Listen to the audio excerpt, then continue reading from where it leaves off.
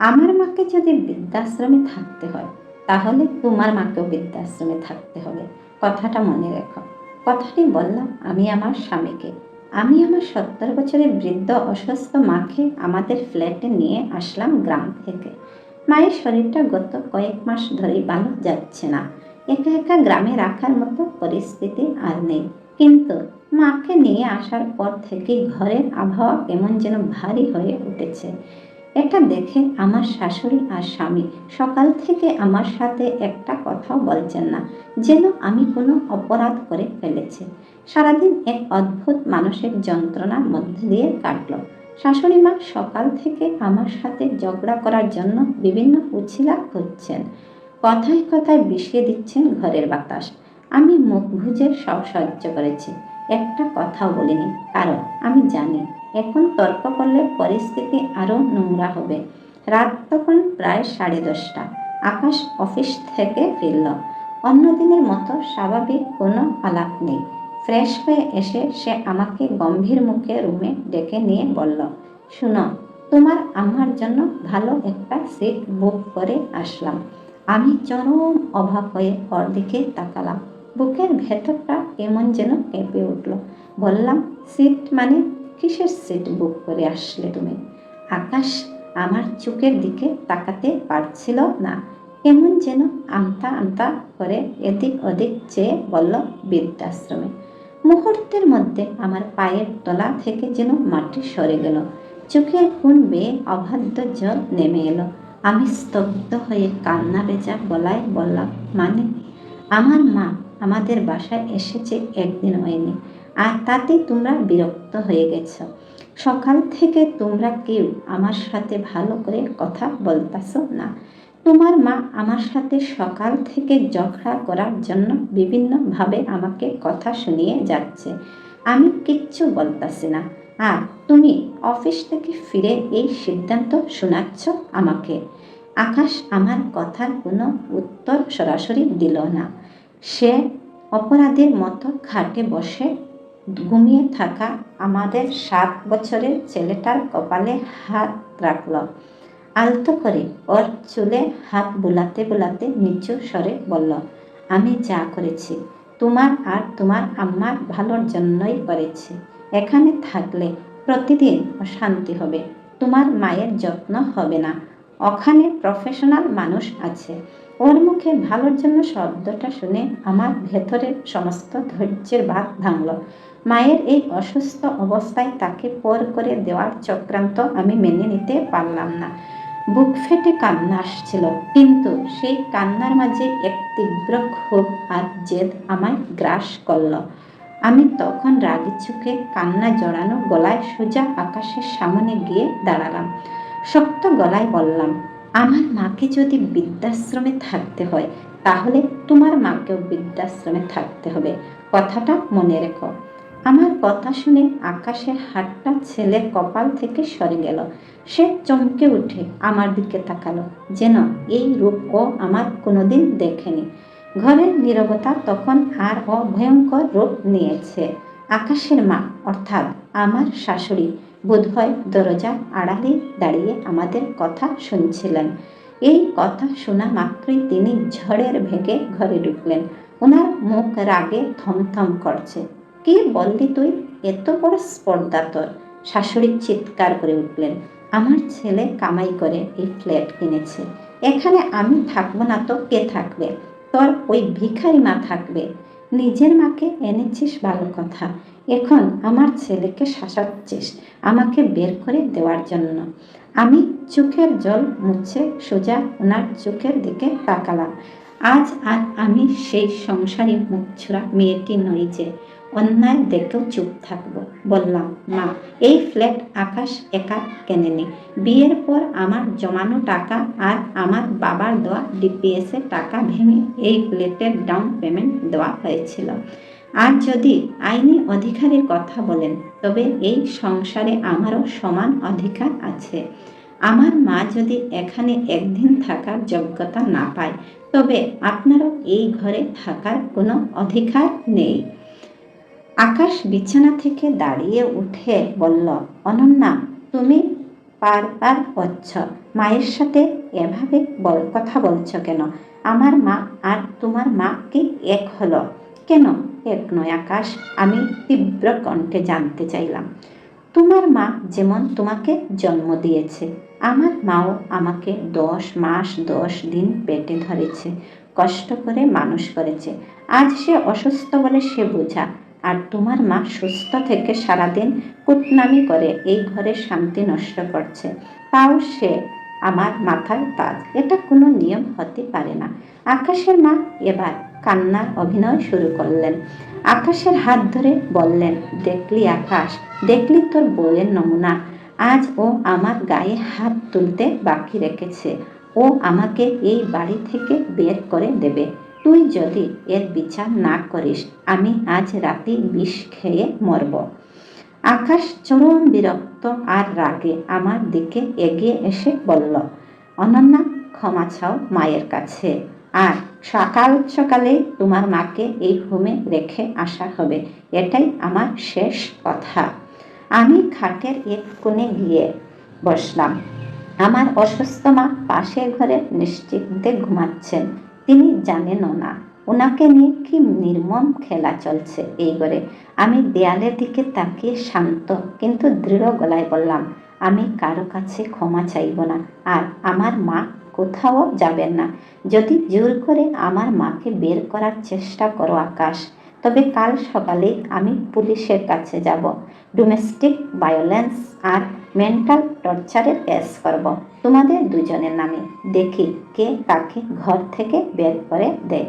আমার মুখে পুলিশের নাম শুনে শাশুড়ি আর আকাশের মুখে মুহূর্তের মধ্যে ফ্যাকাশে হয়ে গেল। তারা ভাবতেও পারেনি যে শান্ত ভদ্র মেয়েটি আজ নিজের মায়ের সম্মানের জন্য এতটা দূর যেতে পারে। ঘর জুড়ে এক শ্মশান নীরবতা নেমে এলো।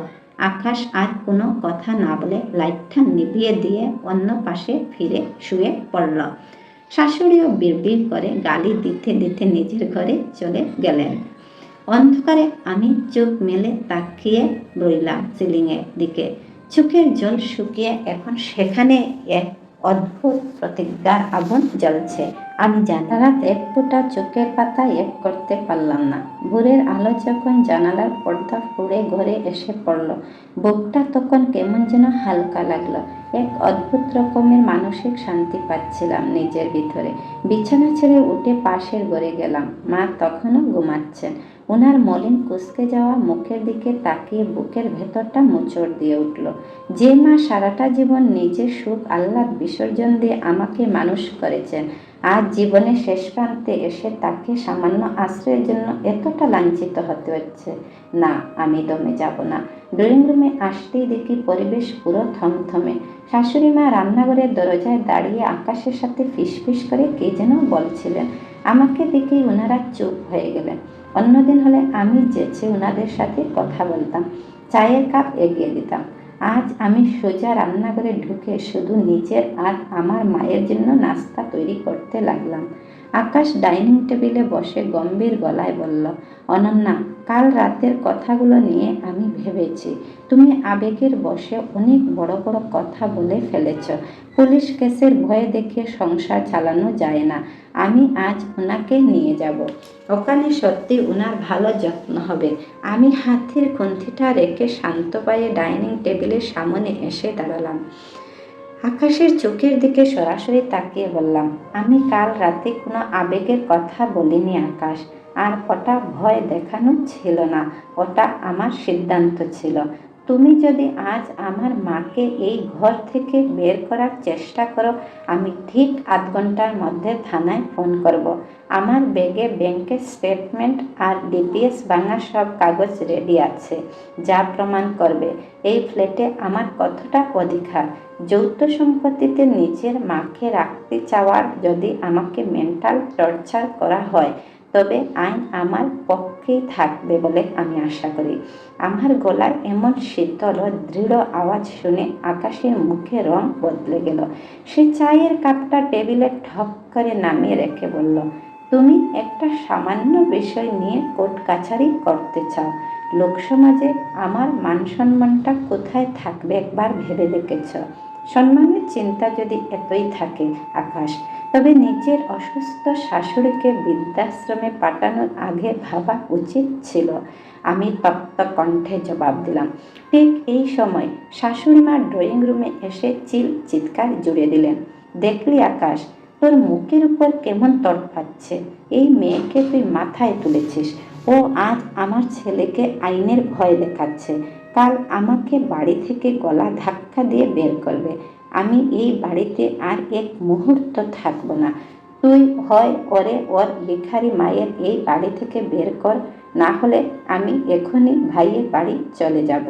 উনি ভেবেছিলেন উনার এই চেনা কান্নাকাটি আর বাপের বাড়ি যাওয়ার হুমকিতে আকাশ আমার উপর আরও ক্ষেপে উঠবে, কিন্তু এবার আমি আর চুপ থাকলাম না। ওনার দিকে ফিরে শান্ত গলায় বললাম, মা, বাপের বাড়ি যেতে চাইলে আপনি যেতেই পারেন, আপনাকে কেউ আটকে রাখেনি। তবে মনে রাখবেন, এটা আপনার ছেলের একা কেনা বাড়ি না, এখানে আমারও ঘাম রক্তের টাকা আছে। আমার মা যদি এখানে বোঝা হয়, তবে আপনিও এই বাড়ির জন্য কোনো সম্পদ না। আর আকাশ, আমি আকাশের দিকে তাকালাম, তুমি যদি তোমার মায়ের কথায় অন্ধ হয়ে আজ কোনো ভুল পদক্ষেপ নাও, তবে ডিভোর্স আর ডোমেস্টিক ভায়োলেন্স দুটো কেসই একসাথে ফেস করতে হবে তোমাকে। মিডিয়া আর কর্পোরেট সেক্টরে তোমার যে বড় পজিশন, সেটা এই কেসের পর কোথায় গিয়ে দাঁড়াবে তা নিশ্চয়ই আমাকে বুঝিয়ে বলতে হবে না। আমার এই একটা কথায় আকাশের সমস্ত অহংকার যেন মুহূর্তের মধ্যে ধূলিসাৎ হয়ে গেল। সে খুব ভালো করেই জানে আমি একবার যা মুখে বলি তা করার ক্ষমতা রাখি। অফিসে নিজের পজিশন আর সামাজিক সম্মানের ক্ষতি সে কোনোভাবেই সইতে পারবে না। আকাশ কিছুক্ষণ স্তব্ধ হয়ে বসে রইল।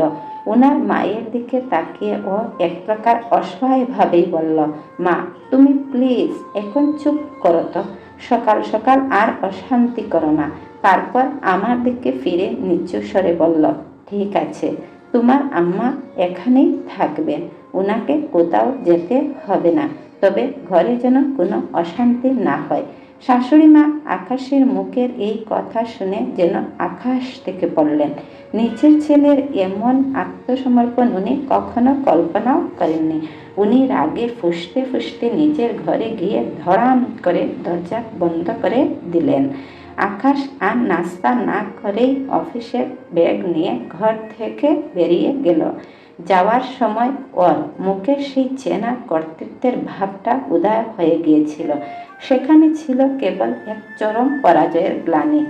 আমি একটা দীর্ঘশ্বাস ফেলে মায়ের ঘরে গেলাম।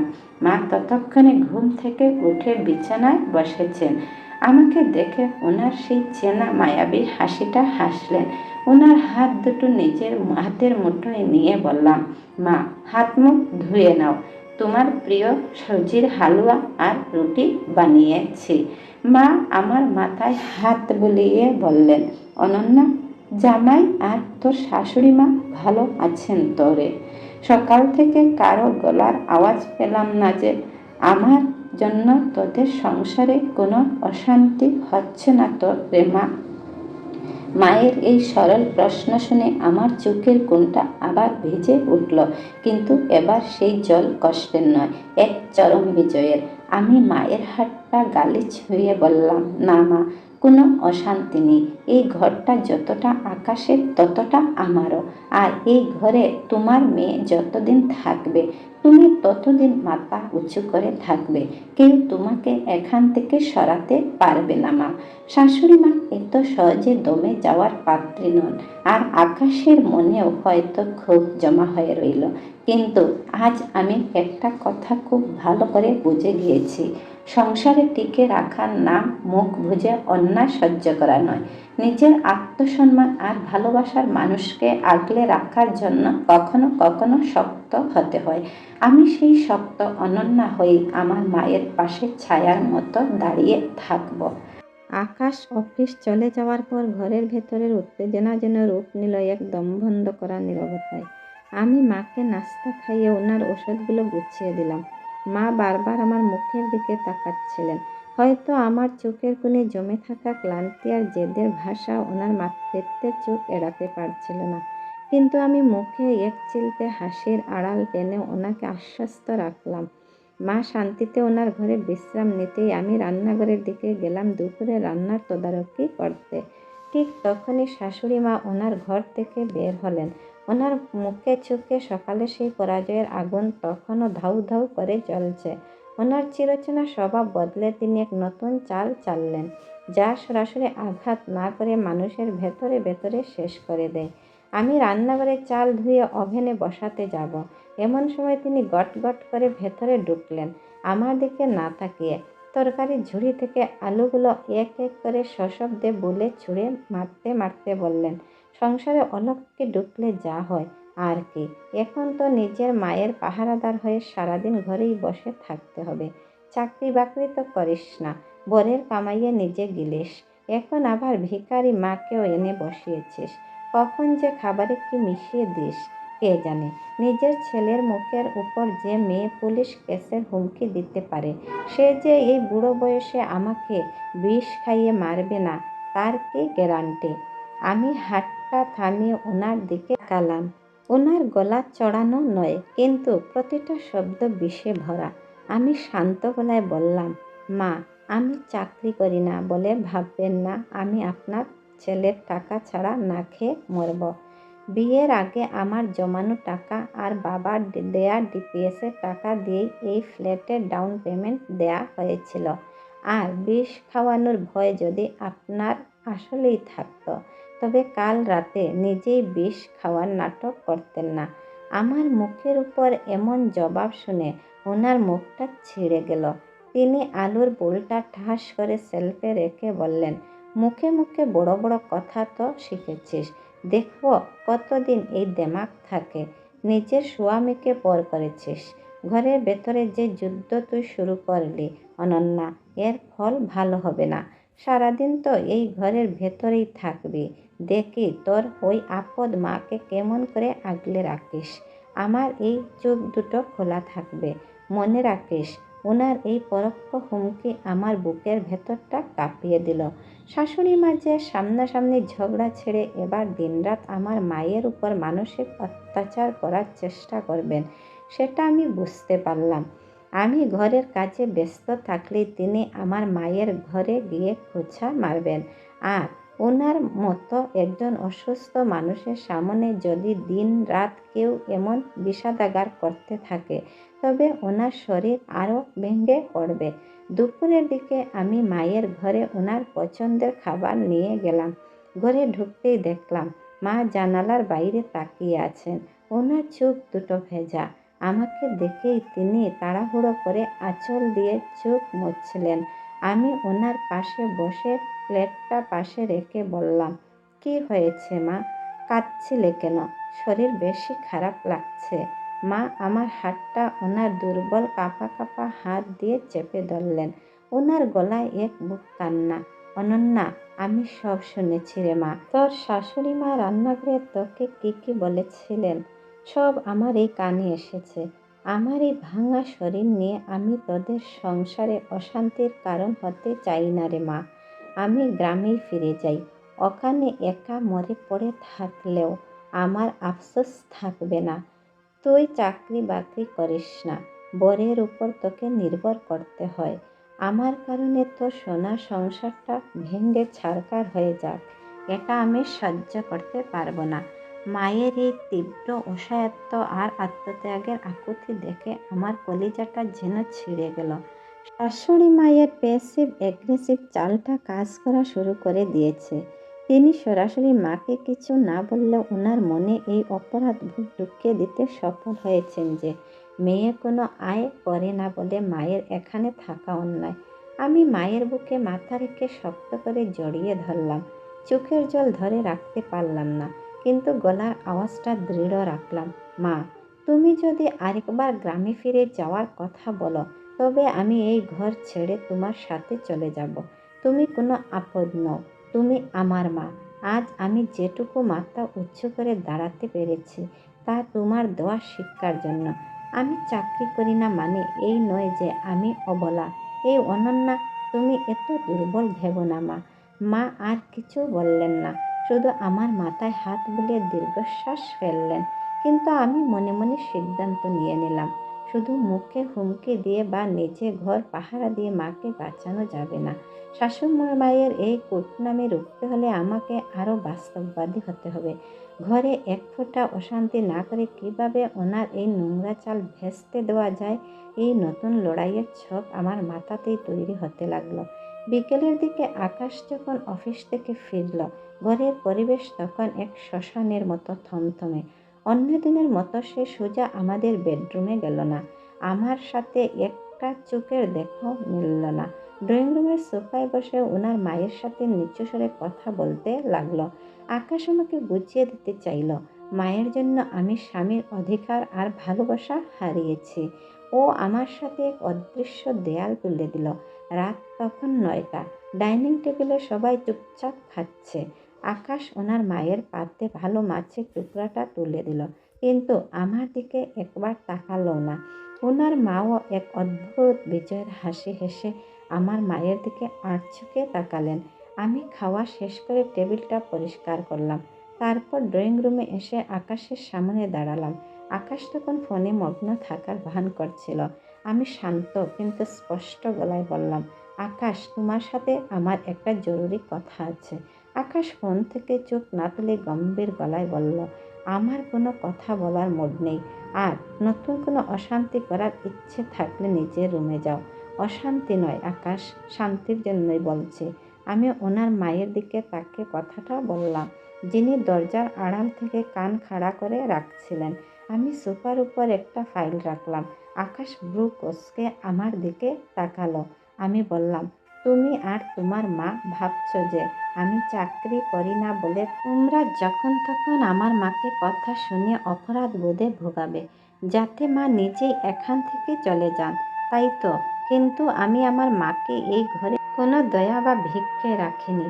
এই ফাইলের ভেতরে একটা সিসিটিভি ক্যামেরা ইনস্টলেশনের রিসিট আসছে। কাল সকালে এই ফ্ল্যাটে ড্রয়িং রুম, ডাইনিং এবং মায়ের ঘরে সিকিউরিটি ক্যামেরা বসানো হবে, যার অ্যাক্সেস সরাসরি আমার ফোনের লাইভ অ্যাপে থাকবে। আমার কথা শুনে আকাশের হাত থেকে ফোনটা প্রায় পড়ে যাচ্ছিল। শাশুড়ি মা পর্দা টেলে এক পায়ে এগিয়ে এলেন। ওনার চোখ চড়ক গাছ। আমি আকাশের চোখের দিকে তাকিয়ে শেষ চালটা চাললাম। আমি রান্নাঘরে থাকি বা ঘরের অন্য কাজে ব্যস্ত থাকি না কেন, আমার ফোনে প্রতিটা মুহূর্ত রেকর্ড হবে। আমার অসুস্থ মায়ের সাথে এই ঘরের ভেতরে কে কেমন আচরণ করছে, ওনাকে কোনো ধরনের খোঁচা দেওয়া হচ্ছে কিনা, সব আমি দেখতে পাবো। যদি ওনার মানসিক শান্তি নষ্ট করার চেষ্টা করা হয়, তবে সেই ভিডিও ফুটেজ সরাসরি ডোমেস্টিক ভায়োলেন্স আর মেন্টাল টর্চারের প্রমাণ হিসাবে কোর্টে যাবে। আকাশ, তুমি আমাকে এড়িয়ে গিয়ে আমার মনে ভয় ঢুকাতে চেয়েছিলে না। এবার মনে রেখো, ঘরের ভেতরে কোনো কুটনামি করার চেষ্টা করলে তার প্রমাণ সরাসরি আইনের হাতে চলে যাবে।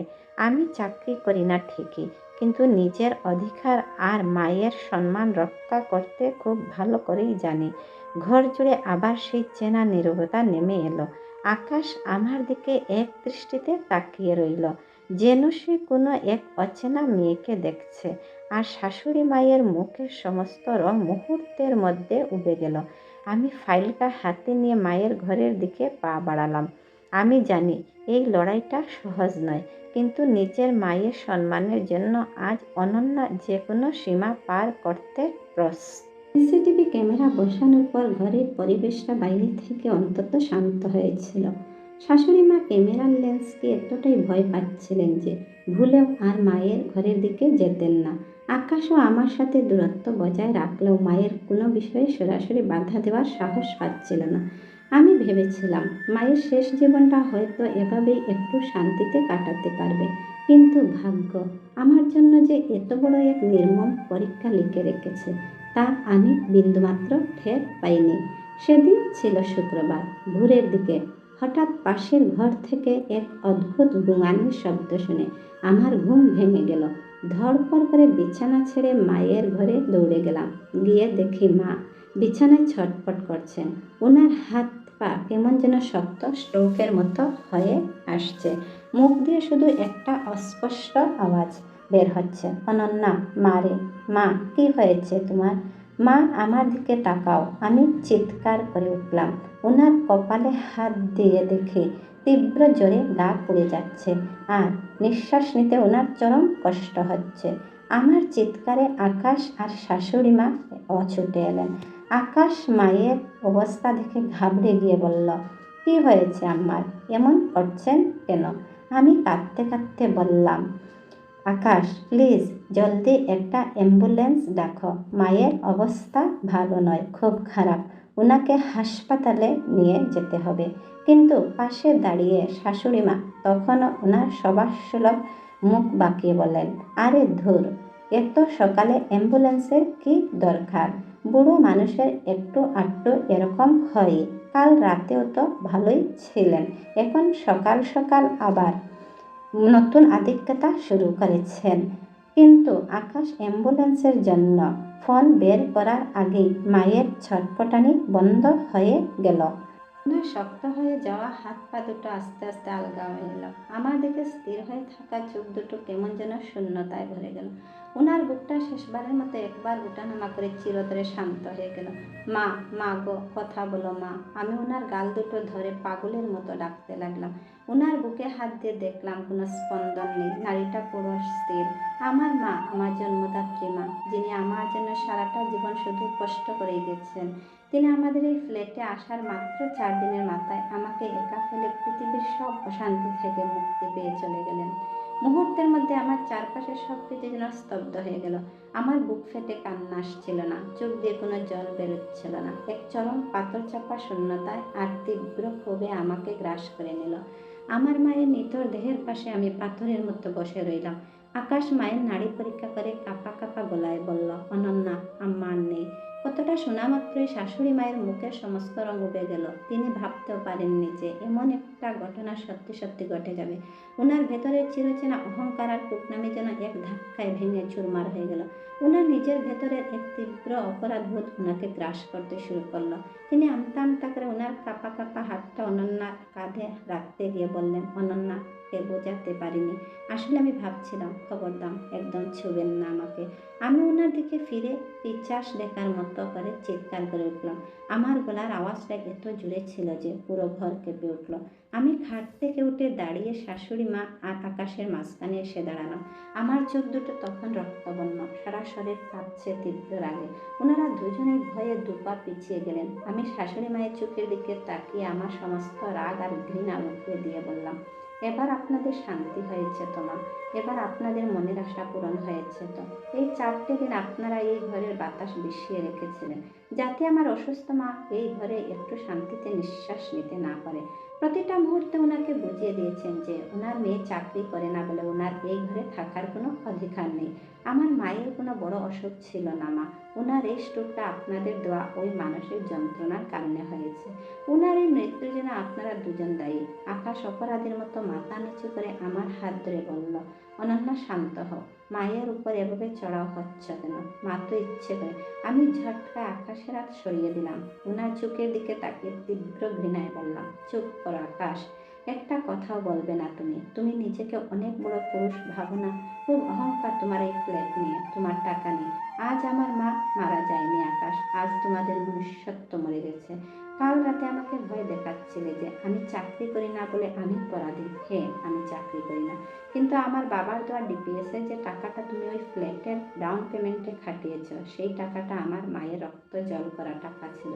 আমার মা নিজের পেটে গামছা বেঁধে এই টাকা জমিয়েছিলেন আমার বিয়ের জন্য। আর সেই টাকা দিয়ে কেনা ফ্ল্যাটে আমার অসুস্থ মা 4 দিন মাথা উঁচু করে থাকতে পারলো না, শুধু তোমাদের মতো দুটো পশুর জন্য।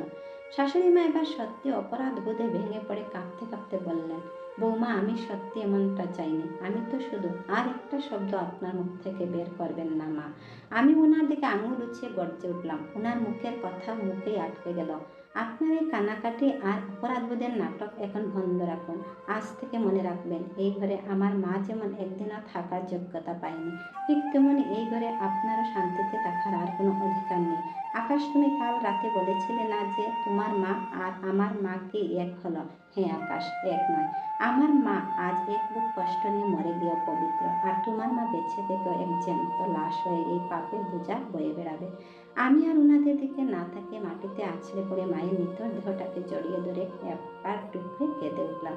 মা, ও মা, আমাকে ক্ষমা করে দাও মা। আমি তোমাকে একটু শান্তি দিতে পারলাম না মা। আমার কান্নায় ঘরের দেয়ালগুলো যেন ফেটে যাচ্ছিল। আকাশ আর শাশুড়ি মা ঘরের এক কোণে অপরাধীর মতো মাথা নিচু করে জড়সড় হয়ে দাঁড়িয়ে রইল।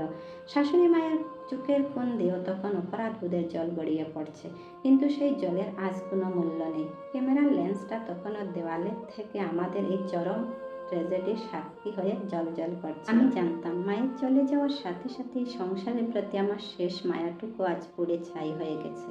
এখন শুধু প্রতিশোধ আর বিচারের পালা।